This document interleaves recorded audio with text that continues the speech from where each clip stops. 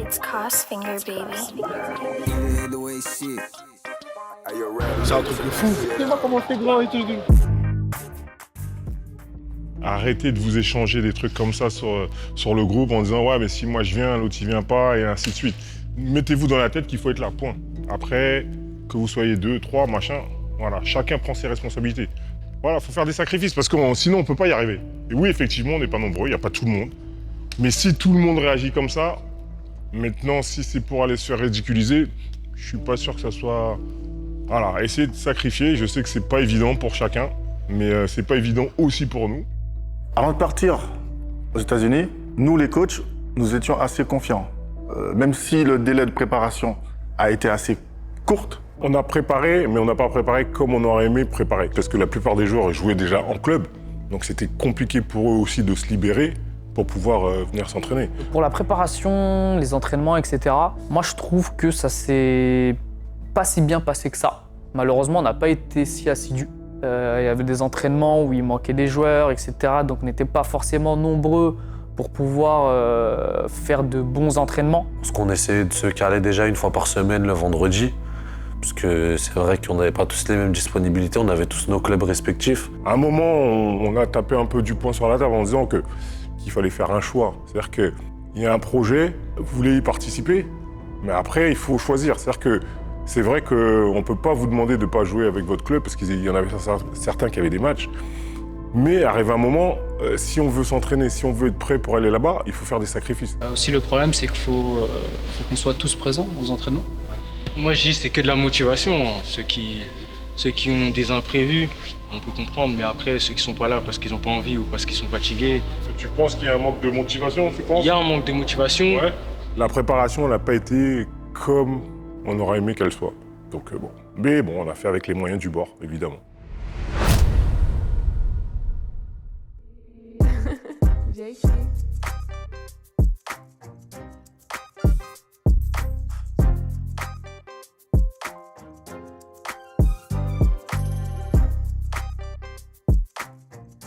Le décalage horaire, il me fait mal. Elle dit qu'elle n'aime pas Paris parce qu'elle s'est fait voler son téléphone. On lui dit qu'on n'est pas tous pareils à Paris. Première chose que je fais, c'est quoi ? Bon, on est là et tout, et je vois un drapeau américain. Et je me dis, putain, là, on est arrivé. Et je crois que je fais un snap et tout, en mode, c'est la folie. Émerveillé, un enfant. Ouais, là, j'étais un gosse. Hein. Là, t'arrives à Cleveland, tu vois les grands buildings, tu vois les casinos, les grosses voitures. On s'est dit, on est vraiment stage, genre. Et c'est ça, franchement, je me rappelle, on a kiffé, c'était vraiment lourd. C'est la folie, genre, tout est big, tout est incroyable.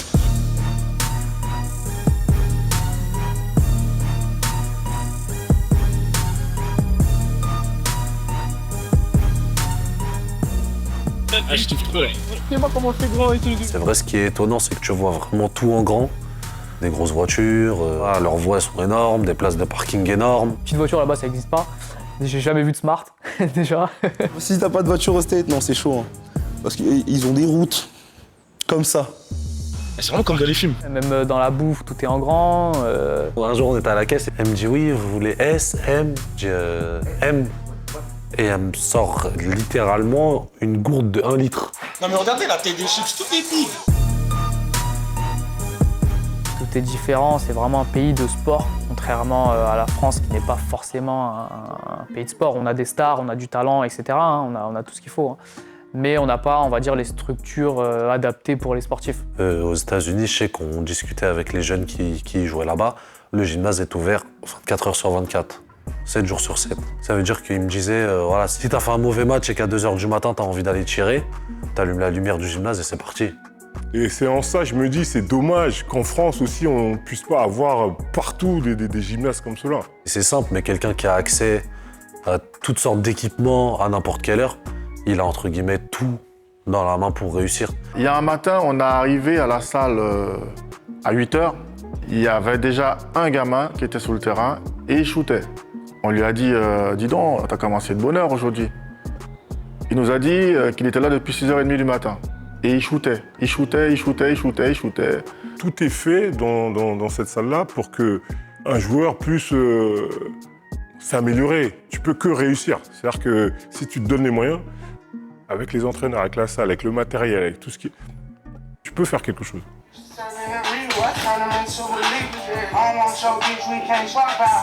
Attention, le coach, il est prêt. Hein. Si tu filmes ça, ils vont te dire, tu fais quoi là? Le basket français va être plus collectif, mais le basket américain, ils vont plus se focus sur l'individualité. Et c'est vraiment ça qui m'avait choqué là-bas, c'est que vraiment, c'est individuel. Ils se focalisent beaucoup sur la feuille de stade, leurs stats, ce qu'ils vont faire pendant le match, etc. Alors qu'en France, c'est beaucoup plus passe, beaucoup plus collectif. Aux États-Unis, ils ont de grosses individualités, comme on a pu voir même pendant notre voyage, mais même en général. Nous, une équipe collective, on a commencé à faire 2-3 passes, ils étaient perdus déjà. Quand les mecs sont des shooters, ils shootent, quoi qu'il arrive.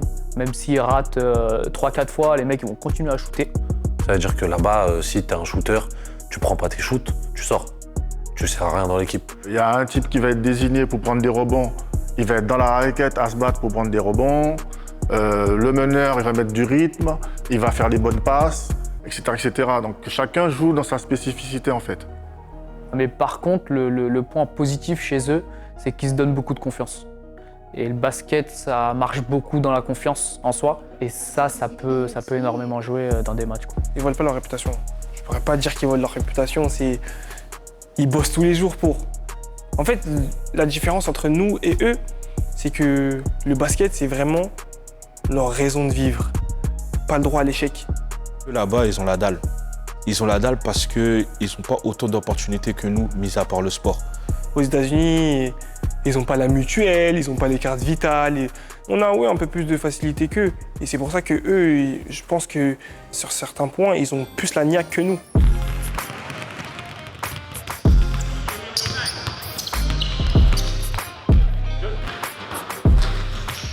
C'est que du positif. On arrive vraiment sans état d'âme. On arrive, voilà, couteau entre les dents et on se dit, les gars, c'est pas vrai. Hein. Les États-Unis, ok, c'est beau, non, mais venez, on leur montre un petit peu. Parce que, voilà, quand même, on fait des milliers de kilomètres. On va pas là-bas pour y aller doucement et y aller avec des pincettes.